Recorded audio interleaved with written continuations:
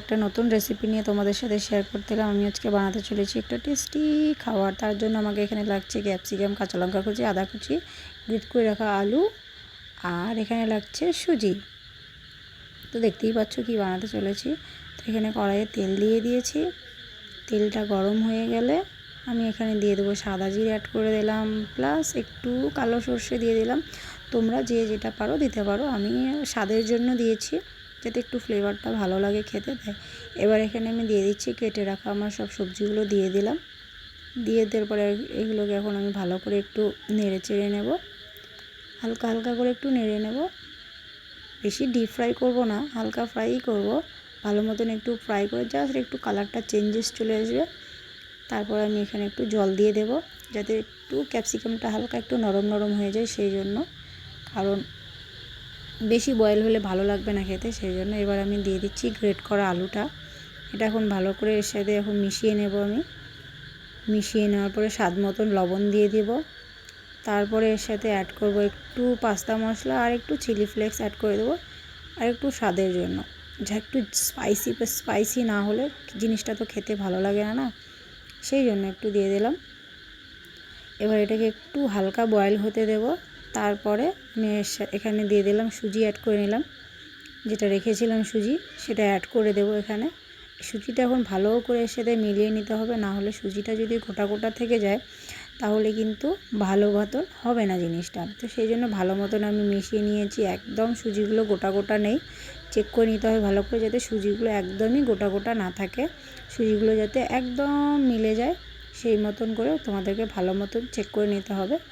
তারপরে এরকম টাইপের যখন হয়ে যাবে, একটু টাইটের, জলটা শুকিয়ে গেলে নামিয়ে নিতে হবে। আমি নামিয়ে নিলাম সবগুলো, এভাবে করে আমি এখন নামিয়ে নিচ্ছি। হয়ে গেছে আমার এটা।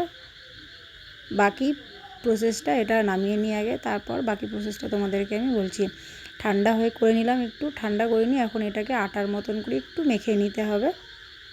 আটার মতন মেখে নিয়ে একটু একটু ডো টাইপের, আটা মাখার যে ডোটা হয় সেরকম একটা ডো টাইপের বানিয়ে নেব আমি।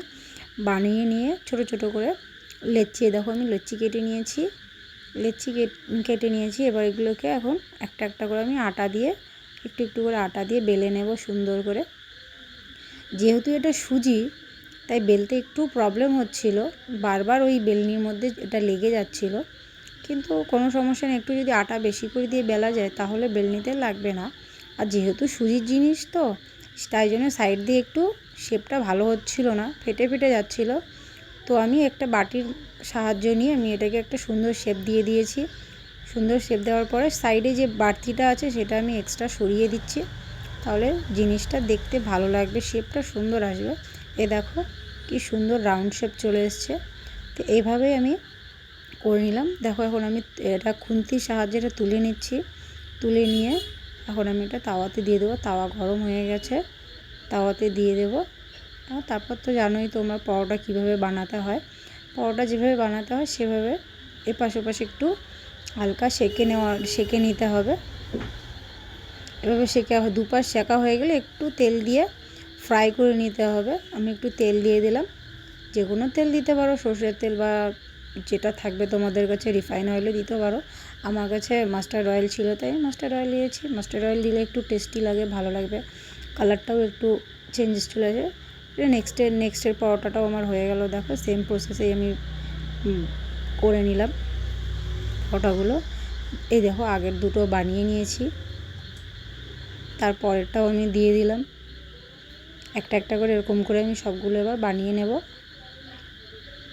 এটাও একটু তেল দিয়ে দিলাম। সবগুলোতে একটু তেল দিয়েই ভাজতে হবে, তাহলে ভালো লাগবে খেতে, জিনিসটাও হবে খুবই সফট, একদমই নরম তুলতুলে মতন। পরেরটাও দিয়ে দিলাম। একটা একটা করে প্রায় আমার সবগুলোই হয়ে যাচ্ছিল তাড়াতাড়ি করে। ভেবেছিলাম খুব টাইম লাগবে, বাট সেরকম টাইম লাগেনি। হ্যাঁ, টিফিন টাইমে এটা, ইভিনিং বলো বা মর্নিংয়ে বলো, ব্রেকফাস্ট, ইভিনিং স্ন্যাক্স, খুবই ভালো জিনিস, খুবই টেস্টি আর হেলদি। খুব একটা হেলদি খাবার, বাচ্চাদের স্কুলের টিফিনও দেওয়া যেতে পারে এটা। এই দেখো কমপ্লিট হয়ে গেছে আমার এখানে সবগুলো সুজির পরোটা। Bye bye.